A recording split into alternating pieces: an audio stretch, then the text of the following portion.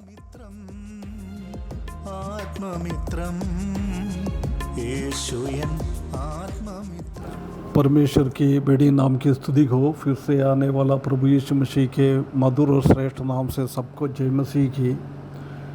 परमेश्वर के अनुग्रह से पिछले कई हफ्तों से हम निर्गमन की किताब 20 अध्याय से परमेश्वर ने देश आज्ञा इस्राएली लोगों को करने के लिए दिया है, उसी का 6वां तक हमने पिछले दिनों में देखा है। कल हम उसका 7वां व्यभिचार ना करना, उसी के बारे में कुछ बातें देख रहा था।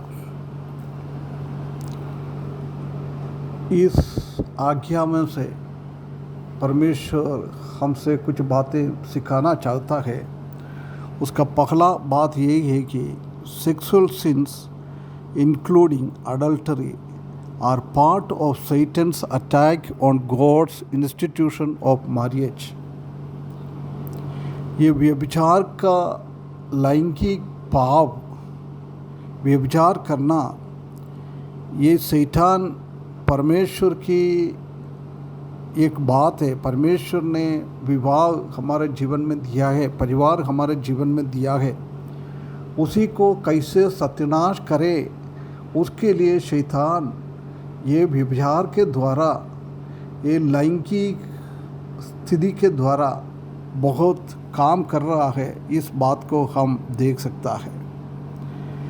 परमेश्वर ये चाहता है कि परमेश्वर ने दिया हुआ सिस्टम है मैरिज, शादी, उसी के द्वारा हमारा बच्चों लोगों को भी प्रभु की नियमों के अनुसार, परमेश्वर के वचन के अनुसार हम उनको आगे बढ़ाना है। सबसे पहला विवाह और परिवार परमेश्वर ने सजाया था एदन वाटिका में। जब उत्पत्ति की किताब 2 अध्याय उससे 24 पद में हम देख सकता है कि आदम और हव्वा को परमेश्वर ने अलग अलग बनाया था, परंतु विवाह के द्वारा वो दोनों एक हो गया है। उसका मतलब ये है कि वो सहभागिता में, उसी का पार्टनरशिप लाइफ में एक जैसी है। दोनों को कोई ऊपर नीचे है नहीं है, सब परमेश्वर के सामने दोनों पति पत्नी एक जैसी है। इसी बात को हम इधर हम देख सकता है।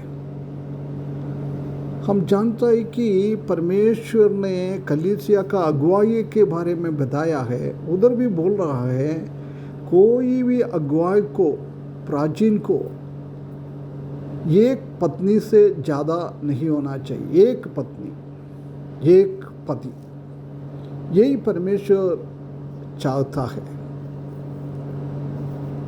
हम हमारा बच्चों को भी परिवार में उसी हिसाब से आत्मिकता में आगे बढ़ाना है। ये व्यवस्था विवरण 4 का 9 और 10 पद में हम देख सकता है। हम बहुत उत्साह के साथ हमारे बच्चों लोगों को सिखाना है वो कैसे चलना है, कैसे प्रभु में आगे बढ़ना है। ये भी व्यवस्था विवरण 6 का 7 में बताया हुआ है। व्यवस्था विवरण 11 का 19 में और 31 का 12 और 13 में भी ये बात को बार बार परमेश्वर बताता है कि तुम तुम्हारा बच्चों लोगों के साथ चलना बैठना, जब परमेश्वर की रास्ता के ऊपर उनको आगे बढ़ाना है। और नीति वचन 12 का 6 में और वचन 28 का 4 से 6 तक हम देख सकता है कि हमारा बच्चों को हम अच्छी तरह से उसको ट्रेनिंग करना है, परिशीलन देना है। हम बचपन में उनको क्या कैसे ट्रेनिंग देता है, वो कभी वो बुढ़ा होने के बाद भी उसमें से दूर नहीं हो जाएगा। ये बात हम परमेश्वर का वचन में देखता है। इसलिए प्रिय माता पिता, हम हमारा बच्चों के सामने कैसी गवाही बनकर जी रहा है। हम एक दूसरे को चीट करने वाला है क्या? एक दूसरे से डाइवर्स करने वाला है क्या, ये हम देखना है। ये कभी भी हमारा बच्चों के लिए एक अच्छा नमूना नहीं है। हम कैसे हमारा बच्चों के सामने एक रोल मॉडल के रूप में हम जी रहा है, कैसे हमने हमारा बच्चों को परमेश्वर का वचन सिखा रहा है, ये बहुत अनिवार्य की एक बात है।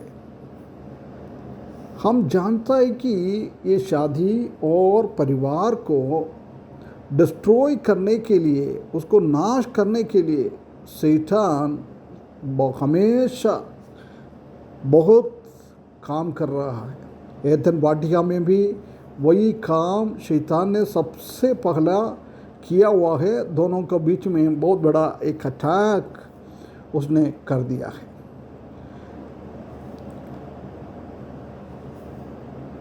आजकल ट्रेडिशनल मैरिज के ऊपर शैतान बहुत विजय प्राप्त हो रहा है।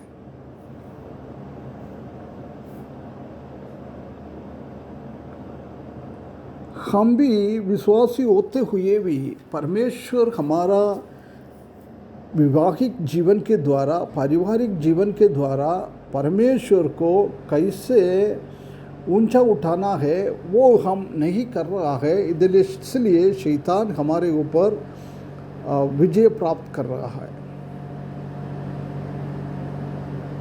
हम जानता है कि शैतान हमारे जीवन में शारीरिक सुखलोभ में हमको अट्रैक्ट करता है। हमारा पारिवारिक जीवन में परमेश्वर को प्रसन्न करने के जगह में हम दुनियादारी में हम चल रहा है। इब्रानियों की किताब 11वां का 25 में और लूका 12 का 19 और 20 में हम देख सकता है कि ये शैतान ने हमको दे रहा है ये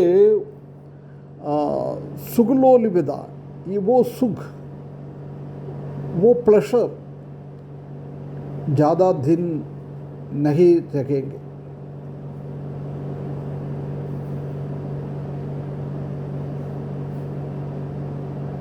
पहला टाइमों में हमने पाप किया है, हम कितना टाइम वो पाप का और दुनिया का लाभ उठा सकता है, ज़्यादा दिन का नहीं है। उसी का नुकसान हमको बाद में जल्दी देना पड़ेगा। शैतान ये चाहता है कि हम पापों में बांधते जाए, हम परमेश्वर का प्रेम में नहीं, हम पाप में इस दुनिया की सुगलोलितावे, ये दुनिया को ये करते हुए हम जीवन बिताने के लिए शैतान हमेशा हमारे पीछे काम करता रहता है। हम जानते हैं कि मत्ती सुसमाचार 6 का 11 में, लूका 12 का 34 में प्रभु बोल रहा है, कहाँ तुम्हारा धन है उधर तुम्हारा हृदय रहता है। यदि हम इस दुनिया का सुगलोलुपता में हमारा मन है तो हम इस दुनियादारी के पीछे चलने वाला है। शैतान यही हमारे जीवन में चाहता है। शरीर और आत्मा में के बीच में झगड़ना बहुत ज़रूरी है। आत्मा को शरीर के ऊपर विजय प्राप्त करना है।